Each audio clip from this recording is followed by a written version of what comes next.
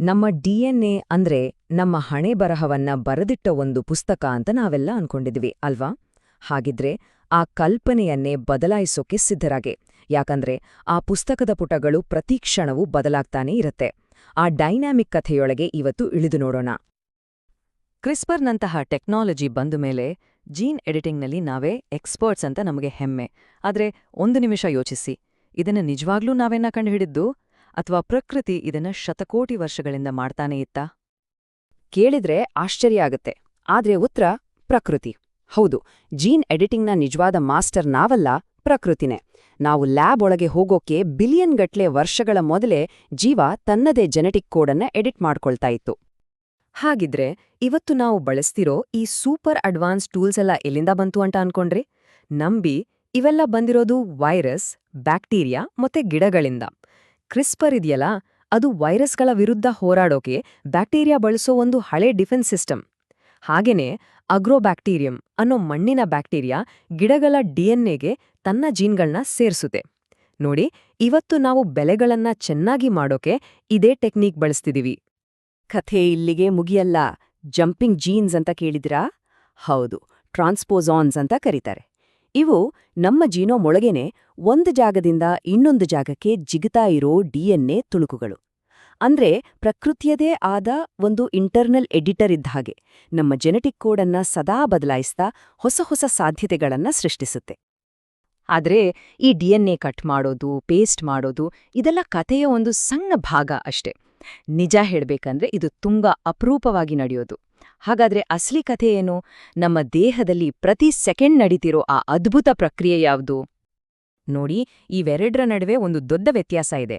Gene editing ಅಂದ್ರೆ DNA ಕೋಡನ್ನ permanent ಆಗಿ change ಮಾಡೋದು. ಆದ್ರೆ ಅದಕ್ಕಿಂತ ಸೂಕ್ಷ್ಮವಾದ ದಿನನಿತ್ಯ ನಡೆಯೋ ಇನ್ನೊಂದು ಪ್ರಕ್ರಿಯೆ ಇದೆ, ಅದೇ ಜೀನ್ ಅಭಿವ್ಯಕ್ತಿಯನ್ನ ಕಂಟ್ರೋಲ್ ಮಾಡೋದು. ಇದು ಹೇಗಪ್ಪ ಅಂದ್ರೆ, ಒಂದು ಹಾಡಿನ ಸಾಹಿತ್ಯವನ್ನೇ ಬದಲಾಯಿಸೋದು ಬೇರೆ, ಆದ್ರೆ ಯಾವ್ ಲೈನನ್ನ ಜೋರಾಗ ಹಾಡ್ಬೇಕು, ಯಾವ್ ಲೈನನ್ನ ನಿಧಾನವಾಗಿ ಹೇಳ್ಬೇಕು, ಅಥವಾ ಯಾವುದನ್ನ ಹಾಡೇಬಾರ್ದು ಅಂತ ನಿರ್ಧಾರ ಮಾಡೋದು ಬೇರೆ ಅಲ್ವಾ? ಈ ಪ್ರಕ್ರಿಯೆ ನಮ್ಮ ದೇಹದಲ್ಲಿ ಸದಾ ನಡೀತಾನೇ ಇರುತ್ತೆ. ಈ ಐಡಿಯಾನ ಅರ್ಥ ಮಾಡ್ಕೊಳ್ಳೋಕೆ ಒಂದು ಒಳ್ಳೆ ಅನಲಾಜಿ ಇದೆ.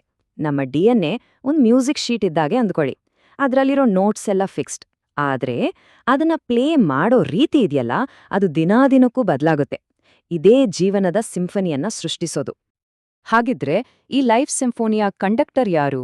ನಮ್ಮ ಜೆನೆಟಿಕ್ ಮ್ಯೂಸಿಕ್ ಶೀಟ್ನ ಯಾವ ಭಾಗವನ್ನ ಯಾವಾಗ ಮತ್ತೆ ಹೇಗೆ ಪ್ಲೇ ಮಾಡಬೇಕು ಅಂತ ಯಾರು ಡಿಸೈಡ್ ಮಾಡ್ತಾರೆ?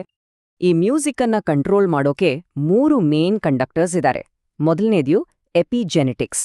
ಇದು ಒಂದು ರೀತಿ ಮಾಸ್ಟರ್ ಸ್ವಿಚ್ ಬೋರ್ಡ್ ಇದ್ದ ಹಾಗೆ ಜೀನ್ಸ್ ಅನ್ನ ಆನ್ ಅಥವಾ ಆಫ್ ಮಾಡುತ್ತೆ. ಎರಡನೇದು ನಮ್ಮ ದೇಹದ 24 ಗಂಟೆಗಳ ಒಳಗಿನ ಗಡಿಯಾರ, ಅಂದ್ರೆ ಸರ್ಕಾಡಿಯನ್ ಕ್ಲಾಕ್. ಇನ್ನು ಮೂರನೇದು ನಮ್ಮ ಪರಿಸರ ಮತ್ತು ಜೀವನ ಶೈಲಿ. ನಾವು ತಿನ್ನೋ ಊಟ, ನಮ್ಮ ನಿದ್ದೆ, ನಾವು ತಗೊಳ್ಳೋ ಸ್ಟ್ರೆಸ್, ಇದೆಲ್ಲ ನಮ್ಮ ಜೀನ್ಸ್ಗೆ ಸದಾ ಸಿಗ್ನಲ್ ಕಳಿಸ್ತಾನೇ ಇರುತ್ತೆ. ನಂಬೋಕೆ ಕಷ್ಟ ಆದ್ರೂ ಇದು ನಿಜ. ನಾವು ತಿನ್ನೋ ಊಟ ಕೂಡ ಈ ಸಿಂಫೋನಿಯನ್ನ ಕಂಟ್ರೋಲ್ ಮಾಡಬಲ್ಲದು. ಉದಾಹರಣೆಗೆ, ಬ್ರೊಕೋಲಿಯಲ್ಲಿರೋ ಸಲ್ಫರಫೇನ್, ಅರಿಶಿಣದಲ್ಲಿರೋ ಕರ್ಕ್ಯೂಮಿನ್ ಅಥವಾ ದ್ರಾಕ್ಷಿಯಲ್ಲಿರೋ ರೆಸ್ವೆರಟ್ರಾಲ್. ಇವು ನಮ್ಮ ಡಿಎನ್ಎ ಕೋಡ್ ಚೇಂಜ್ ಮಾಡಲ್ಲ. ಆದ್ರೆ ಯಾವ ಜೀನ್ ಆನ್ ಆಗ್ಬೇಕು, ಯಾವುದು ಆಫ್ ಆಗ್ಬೇಕು ಅಂತ ನಮ್ಮ ದೇಹಕ್ಕೆ ಸಿಗ್ನಲ್ ಕೊಡುತ್ತೆ. ಇದು ಹೇಗಂದ್ರೆ, ಕಂಡಕ್ಟರ್ ಕಿವಿಯಲ್ಲಿ ಮೆಲ್ಲಗೆ ಒಂದು ಸಜೆಷನ್ ಹೇಳಿದ ಹಾಗೆ. ಸರಿ, ಈ ಇಂಟ್ರೆಸ್ಟಿಂಗ್ ಕಾನ್ಸೆಪ್ಟ್ ಅನ್ನ ನಮ್ಮ ಲೈಫ್ ಜರ್ನಿಗೆ ಅಪ್ಲೈ ಮಾಡಿ ನೋಡೋಣ. ಹುಟ್ಟಿನಿಂದ ಹಿಡಿದು ವಯಸ್ಸಾಗೋವರೆಗೂ ನಮ್ಮ ಈ ಜೆನೆಟಿಕ್ ಸಿಂಫನಿ ಹೇಗೆಲ್ಲ ಬದಲಾಗುತ್ತೆ? ಲೈಫ್ನ ಶುರುವಿನ ಹಂತಗಳಿದೆಯಲ್ಲ, ಅದೊಂದು ಅದ್ಭುತ. ಗರ್ಭದಲ್ಲಿದ್ದಾಗ ಮೊದಲು ಮಗುವಿಗೆ ತಾಯಿಯಿಂದಾನೇ ಇನ್ಸ್ಟ್ರಕ್ಷನ್ ಸಿಗುತ್ತೆ. ಆಮೇಲೆ ಹಾಕ್ಸ್ ಜೀನ್ಸ್ ಅನ್ನೋ ಮಾಸ್ಟರ್ ಕಂಡಕ್ಟರ್ಸ್ ಇಡೀ ದೇಹದ ಬ್ಲೂಪ್ರಿಂಟ್ ಅನ್ನೇ ರೆಡಿ ಮಾಡುತ್ತೆ. ಬಾಲ್ಯದಲ್ಲಿ ಬ್ರೈನ್ ಡೆವಲಪ್ಮೆಂಟ್ ಮತ್ತೆ ಇಮ್ಯೂನ್ ಸಿಸ್ಟಮ್ ಅನ್ನ ಬಿಲ್ಡ್ ಮಾಡೋ ಜೀನ್ಸ್ ತುಂಬಾ ಆಕ್ಟಿವ್ ಆಗಿರುತ್ತೆ.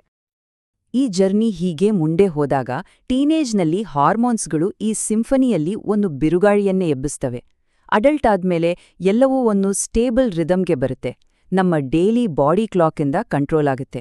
ಆದ್ರೆ ವಯಸ್ಸಾಗ್ತಾ ಆಗ್ತಾ ದೇಹವನ್ನ ರಿಪೇರ್ ಮಾಡೋ ಜೀನ್ಸ್ ಸ್ವಲ್ಪ ವೀಕ್ ಆಗುತ್ತೆ ಮತ್ತು ಇಡೀ ಸಿಸ್ಟಮ್ ಸ್ವಲ್ಪ ನಾಯ್ಸಿ ಆಗುತ್ತೆ. ಅಂದ್ರೆ ಕಂಟ್ರೋಲ್ ನಿಧಾನವಾಗಿ ಕಡಿಮೆ ಆಗುತ್ತೆ. ಈ ಆಕ್ಟಿವಿಟಿ ಎಷ್ಟಿರುತ್ತೆ ಅಂತ ಅಂದಾಜಿದ್ಯಾ? ಹುಟ್ಟಿದ ಮಗುವಿನ ದೇಹದ ಒಂದೇ ಒಂದು ಸೆಲ್ನಲ್ಲಿ ಪ್ರತಿದಿನ ಸುಮಾರು 12,000 ಜೀನ್ಗಳು ಆಕ್ಟಿವ್ ಆಗಿರ್ತವೆ. ಇದು ಜೆನೆಟಿಕ್ ಆಕ್ಟಿವಿಟಿಯ ಪೀಕ್ ಅಂತಾನೆ ಹೇಳ್ಬೋದು. ನಮ್ಮ ಪೂರ್ತಿ ಲೈಫ್ ಸ್ಪ್ಯಾನ್ನ ಜೆನೆಟಿಕ್ ಆಕ್ಟಿವಿಟಿ ಗ್ರಾಫ್ ನೋಡಿದ್ರೆ ಒಂದು ಕ್ಲಿಯರ್ ಪ್ಯಾಟರ್ನ್ ಕಾಣುತ್ತೆ. ಹುಟ್ಟಿದಾಗ ಪೀಕ್ನಲ್ಲಿರುತ್ತೆ, ಅಡಲ್ಟ್ ಆದ್ಮೇಲೆ ಸ್ಟೇಬಲ್ ಆಗತ್ತೆ, ಆಮೇಲೆ ವಯಸ್ಸಾದಂತೆ ನಿಧಾನವಾಗಿ ಕೆಳಗೆ ಬರುತ್ತೆ. ಇದು ನಮ್ಮ ಜೀನ್ಸ್ನಲ್ಲೇ ಬರ್ದಿರೋ ಜೀವನದ ಒಂದು ನ್ಯಾಚುರಲ್ ರಿದಮ್. ಹಾಗಾದ್ರೆ ಈ ಇಡೀ ಜರ್ನಿಯ ಕೊನೆಯಲ್ಲಿ ನಮ್ಗೆ ಸಿಕ್ಕೋ ದೊಡ್ಡ ಪಾಠ ಏನು? ಇದು ನಾವು ಡಿಎನ್ಎಯನ್ನ ನೋಡೋ ರೀತಿಯನ್ನೇ ಸಂಪೂರ್ಣವಾಗಿ ಬದಲಾಯಿಸ್ಬಿಡುತ್ತೆ. ಇದೇ ಆ ಇಂಪಾರ್ಟೆಂಟ್ ಪಾಯಿಂಟ್. ನಮ್ಮ ಜೀನ್ಸ್ ಅನ್ನೋದು ಕಲ್ಲಿನ ಮೇಲೆ ಕೆತ್ತಿದ ಹಣೆಬರಹ ಅಲ್ಲವೇ ಅಲ್ಲ. ಅದು ನಮ್ಮ ಡಿಎನ್ಎ ಮತ್ತೆ ನಮ್ಮ ಸುತ್ತಮುತ್ತಲಿನ ಪ್ರಪಂಚದ ನಡುವೆ ನಡೆಯೋ ಒಂದು ನಿರಂತರ ಮಾತುಕತೆ.